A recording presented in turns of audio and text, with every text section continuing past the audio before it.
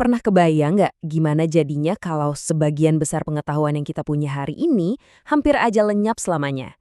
Nah, kali ini kita akan menyelami sebuah kisah yang luar biasa. Kisah tentang peradaban yang nggak cuma menyelamatkan kearifan kuno, tapi juga menyalakan api inovasi yang sinarnya masih kita rasakan sampai sekarang. Ini dia pertanyaan intinya. Ini tuh kisah tentang dua dunia yang kontras banget. Di saat satu dunia meredup, dunia yang lain justru bersinar terang benderang, membangun jembatan pengetahuan yang akhirnya mengubah jalannya sejarah. Coba dibayangin situasinya. Di satu sisi, Eropa lagi mengalami masa yang disebut zaman kegelapan, di mana kemajuan terasa mandek. Tapi di belahan dunia lain, justru terjadi ledakan budaya dan ilmu pengetahuan yang dahsyat. Benar-benar dua dunia dengan takdir yang sangat berlawanan pada saat yang bersamaan. Oke, jadi apa sih sebenarnya zaman keemasan Islam itu? Ini bukan cuma soal rentang waktu di kalender loh. Ini lebih dari itu. Ini adalah tentang sebuah semangat zaman. Dan ini nih yang paling menakjubkan. Era ini bukan cuma pencapaian satu kelompok aja. Justru, kuncinya ada di keterbukaan. Ada sebuah misi bersama untuk menerjemahkan semua pengetahuan yang ada di dunia ke dalam bahasa Arab. Jadi, terciptalah sebuah melting pot intelektual yang luar biasa.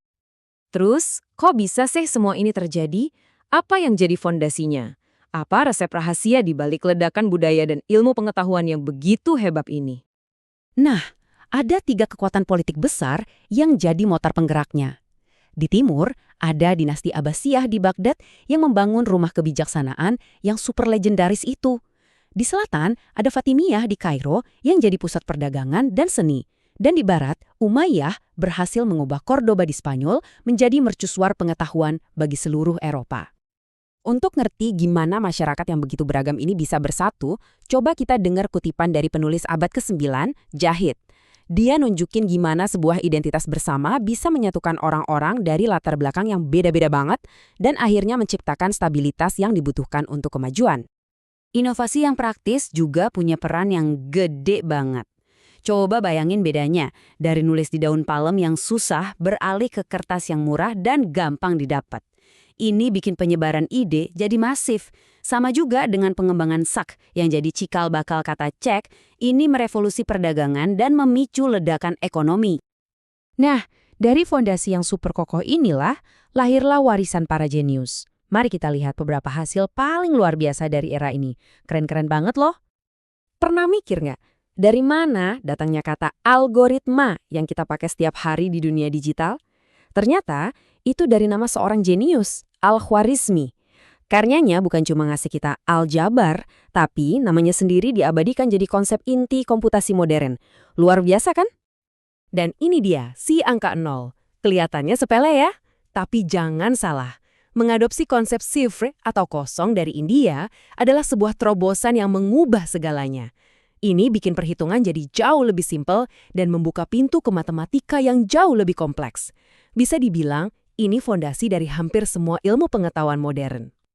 Dan daftar para jeniusnya panjang banget. Ada Ibn Al-Haytham yang mecahin misteri cara kerja mata kita, ada Al-Razi yang pertama kali bisa bedain penyakit cacar dan campak. Terus ada Ibn Sina yang bukunya jadi kitab suci kedokteran di Eropa selama ratusan tahun. Sampai Al-Zahrawi yang inovasi bedahnya masih dipakai sampai sekarang. Zaman ini juga penuh dengan energi intelektual yang dinamis. Contohnya, ada perdebatan filsafat yang seru banget antara Al-Ghazali yang merasa filsafat Yunani bisa mengancam iman, dan di sisi lain ada Ibnu Rushd yang dengan brilian berargumen bahwa filsafat dan agama itu sebenarnya dua jalan yang menuju kebenaran yang sama. Debat mereka ini gagasannya ikut membentuk pemikiran dunia selama berabad-abad setelahnya. Jauh sebelum istilah sosiologi itu ada, udah ada loh yang mempraktikannya. Namanya Ibnu Khaldun. Di karyanya yang monumental, Muqaddimah, dia nggak cuma nyatet sejarah, tapi juga menganalisis pola-pola sosial dan ekonomi yang menyebabkan naik turunnya sebuah peradaban. Benar-benar pemikir yang jauh melampaui zamannya. Tapi ya, seperti semua zaman keemasan, era yang luar biasa ini pun pada akhirnya harus berakhir. Yuk kita lihat faktor-faktor apa saja yang menyebabkan kemundurannya. Jadi, apa yang mengakhiri semua ini? Ternyata penyebabnya kompleks, bukan cuma satu hal. Ada serangan dari luar, seperti Perang Salib dan invasi Mongol yang benar-benar menghancurkan Baghdad. Tapi ada juga faktor-faktor internal, kayak perpecahan politik dan berakhirnya kekuasaan Islam di Spanyol. Oke, terus kenapa semua ini penting buat kita sekarang? Apa relevansinya cerita sejarah yang udah lama banget ini? Jawabannya, penting banget dan dampaknya sangat besar.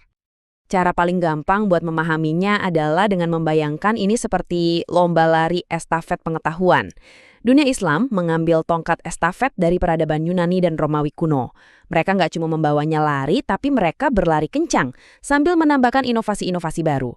Sebelum akhirnya tongkat estafet yang sudah lebih canggih ini diserahkan ke Eropa. Tanpa estafet ini, Renaissance Eropa mungkin ceritanya bakal beda banget. Dan ini menyisakan satu pertanyaan besar untuk kita semua. Kalau kita tahu resepnya, yaitu toleransi, rasa ingin tahu yang besar, dan kolaborasi, mungkinkah zaman keemasan kedua bisa terwujud lagi di dunia modern kita? Sebuah pemikiran yang menarik untuk kita renungkan bersama.